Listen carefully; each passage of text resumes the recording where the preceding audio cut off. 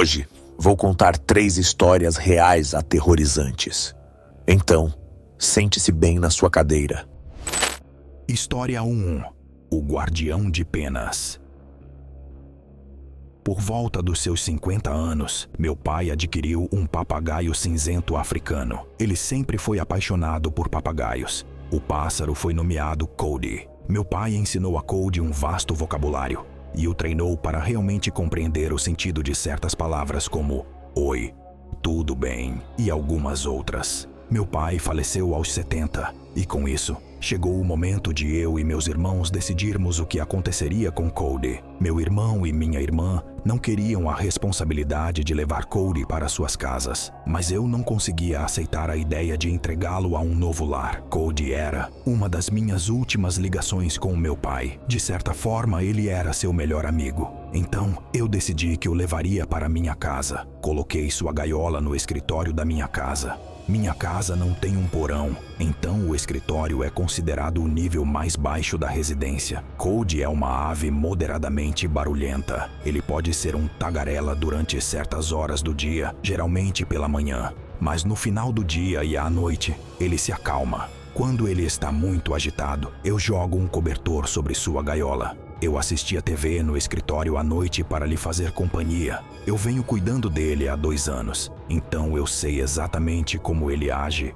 E quando ele está se comportando de forma estranha, houve uma noite em dezembro, por volta das 23 horas, que Cody começou a fazer barulhos. Eu durmo com a porta do quarto aberta. Ouvi-lo fazendo seus grasnados depois de escurecer, especialmente tão tarde da noite, era sem dúvida incomum e algo o estava irritando. Fui até o escritório para ver o que o incomodava. Ele estava completamente acordado no poleiro de baixo, dos 2 que há na gaiola. Ele olhou para mim e dizia coisas como oi. O tempo todo ele balançava a cabeça para cima e para baixo. Tentei alimentá-lo, mas ele não comeu. Então o cobri com o cobertor, na esperança de que ele parasse. Eu estava na cozinha quando parei e suspirei, porque ele continuava fazendo os barulhos, e eu tinha a sensação de que ele não ia parar. Como tinha que trabalhar no dia seguinte, não podia me dar ao luxo de perder o sono por causa dele. Voltei para o andar de baixo e o descobri.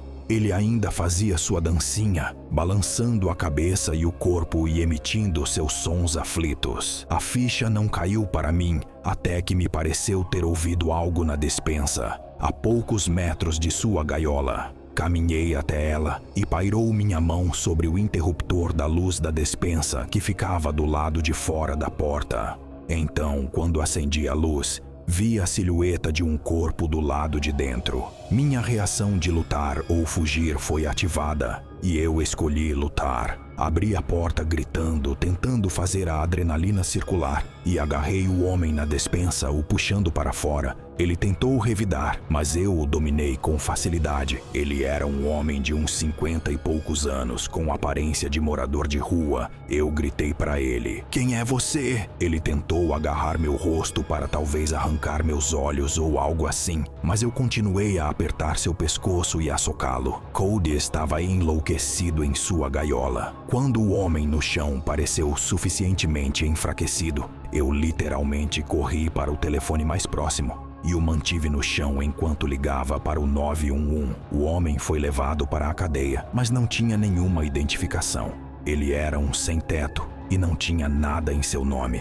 Ele havia revirado minha despensa naquela noite e aberto potes de manteiga de amendoim, caixas de biscoitos e bolachas. Se não fosse pelo papagaio do meu pai, eu não sei o que mais aquele homem teria levado ou feito na minha casa. Sou grato por Cody e gosto de pensar que uma parte do meu pai está cuidando de mim através daquele pássaro. História 2. A voz no andar de cima. Essa história se passa quando eu era um júnior no ensino médio. Naquela época, eu era um estudante bem envolvido e estava em algumas equipes esportivas da escola. Eu estava sempre ocupado e não tinha muito tempo para mim. Isso me proporcionava uma fuga de um mundo onde meus pais haviam se separado recentemente e meu irmão mais velho tinha acabado de ir para a faculdade. Éramos apenas eu e meu irmãozinho, Liam. Ele também era nadador e um garoto esperto por si só. Éramos realmente parecidos, até hoje. Mas provavelmente por causa do estresse que nossa situação familiar nos colocou na época, não nos dávamos bem, nem um pouco. Num daqueles dias úmidos de inverno do Centro-Oeste, eu já tinha passado o dia na escola e na natação, e ainda tinha que me sentar para fazer várias horas de lição de casa. Desta vez eu tinha que escrever um ensaio para alguma aula avançada. Larguei minha mochila de natação na porta quando cheguei em casa e olhei ao redor da casa para ver se havia alguém. Vazia. Pai deve estar com o Liam no treino de natação. O time do clube dele tinha o horário na piscina depois que o time da escola terminava. Comi um punhado de salgadinhos e desci para o porão, para meu escritório. A casa era de classe média, com 2 andares e um porão inacabado. Meu pai costumava trabalhar de casa, mas não mais. Eu era o único que usava o lugar. Então atravessei os pisos de concreto e os pedaços de carpete soltos até o único cômodo finalizado no porão. Era como qualquer outra noite depois do treino. Eu ainda tinha horas de lição de casa para fazer. Liguei o computador e comecei a digitar. Eu estava digitando pelo que pareceu 1 hora, tentando transformar em palavras o que o conceito de hedonismo em O Retrato de Dorian Gray significava para mim, da melhor forma que eu podia, ou da forma mais convincente que eu podia. Do escuro, ouvi meu irmãozinho me chamar. Ethan, sobe aqui. Quase por reflexo respondi. Liam, estou trabalhando. Nós gritávamos pela casa como irmãos fazem, mas demorei um momento para perceber que eu não o tinha ouvido chegar. Não obtive resposta, mas apenas por um par de minutos. Novamente ouvi a voz do meu irmãozinho cantarolar. Ethan, sobe aqui. Pareceu estranho ouvir aquelas palavras se espalharem pelo chão escuro de concreto. Ele deveria estar no treino de natação. Chamei-o de volta perguntando se ele precisava de algo, mas de novo, não recebi resposta. E eu não queria arrumar problemas se meu irmãozinho realmente precisasse de algo. Tomei a decisão de me levantar e ir descobrir por mim mesmo. Subi correndo a escada do porão, da única maneira que um adolescente consegue, e chamei meu irmão de novo. Liam, estou muito ocupado. Verifiquei todo o andar principal, procurando por meu irmãozinho ou mesmo por sinais de que ele estava em casa. Sem sapatos, sem mochila. Então ele não estava em casa e também não havia carro na entrada. Satisfeito, me virei de volta para as escadas quando ouvi a voz do meu irmãozinho soar. Ethan, sobe aqui. Desta vez, todos os pelos do meu corpo se arrepiaram. Simplesmente não fazia sentido. Ele tinha que estar no treino. Fui até a base da escada do 2º andar e o chamei mais uma vez. Liam, o que está acontecendo? Você está bem? Por um minuto, nenhuma resposta. Liam, estou muito ocupado. Ficou quieto por tempo demais enquanto eu encarava a escada escura. Logicamente, eu não tinha razão para acreditar que alguém estava lá em cima, até que ouvi a voz de Liam falar calmamente desta vez. Ethan, sobe aqui. O quê? Swinguei em voz baixa. Eu não conseguia compreender a situação.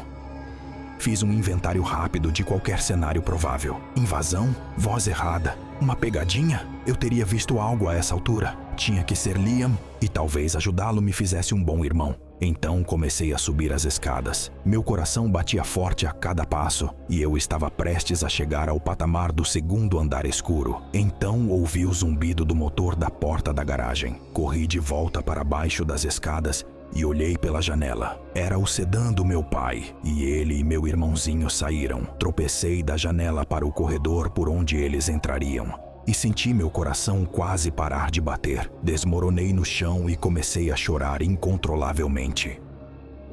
História 3. O walkie-talkie silencioso. Isso foi há uns 15 anos, quando eu era um garoto. Eu estava com o meu melhor amigo Léo em um tipo de resort familiar abandonado. Ficava fora de uma estrada principal e depois em uma entrada de caminho de terra particular.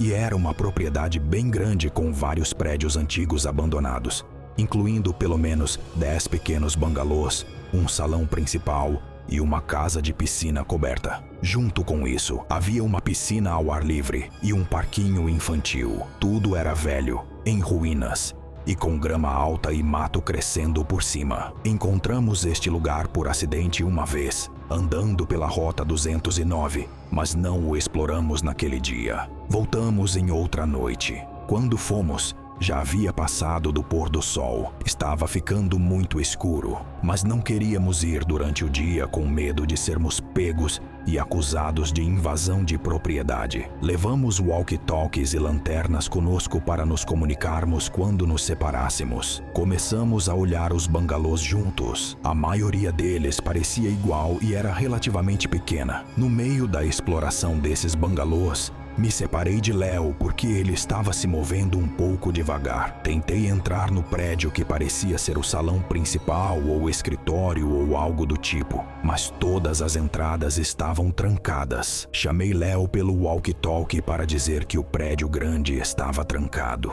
Ele não respondeu. 2 minutos depois, me encontrei em um dos 2 prédios de banheiros. Não havia portas no prédio, no entanto. Tinha apenas 2 grandes aberturas, uma para o banheiro masculino e outra para o feminino. Lembro que os sinais estavam desbotados e com aparência gasta. Então vi essas marcas vermelhas no chão de concreto sujo do banheiro. Não vou sentar aqui e dizer que pareciam pegadas de sangue, mas eu não conseguia explicar e ainda não posso dizer com certeza agora. Tentei chamar Léo pelo walkie-talkie de novo. Apertei o botão no rádio e disse: "Ei, onde você está?" Quando soltei, ouvi o bip que o rádio receptor faz depois de receber uma mensagem, vindo de dentro do banheiro. Quase tive um ataque cardíaco. Então pensei que Léo já devia estar lá dentro. Daí as pegadas que pareciam vermelhas. Chamei o nome dele e ecoou no banheiro. Eu estava prestes a entrar no banheiro, pensando que ele estava se escondendo de mim, me pregando uma peça, quando ouvi a voz de Léo chamar da distância. Atrás de mim, do lado de fora, eu o ouvi se aproximando. Não conseguia vê-lo no escuro, mas ele obviamente viu minha luz. Então gritei de volta: "Encontrei seu walkie-talkie!" Mas então ele respondeu: "Não entre aí!" Foi quando me virei e saí correndo de lá. Apertei e soltei o botão de falar bem rápido no meu walkie, fazendo o bip soar novamente de dentro daquele banheiro feminino escuro como breu. Depois começamos a correr na direção de onde viemos. Chegamos de volta à rota 209 e tivemos que parar para recuperar o fôlego. Foi quando Léo me contou que dentro de um dos bangalôs em que entrou, ele tentou me chamar pelo walkie-talkie, mas então ele ouviu um barulho da área da sala do bangalô. Quando se virou, sua lanterna revelou uma mulher mais velha quase correndo em sua direção. Ele largou o walkie-talkie e a lanterna e saiu correndo do bangalô. Ele correu no escuro e se escondeu. Ele se escondeu por um tempo questionável antes de olhar ao redor e ver minha lanterna do outro lado do campo. A explicação mais provável para mim foi que alguma viciada em drogas estava se escondendo ou morando naquele bangalô abandonado e, por alguma razão, atacou Léo e pegou seu walkie-talkie. O que ela estava fazendo naquele banheiro, quem sabe? Mas o que eu não sei é porque havia um rastro do que parecia ser sangue lá dentro. Essas são minhas teorias, mas não consigo explicar tudo.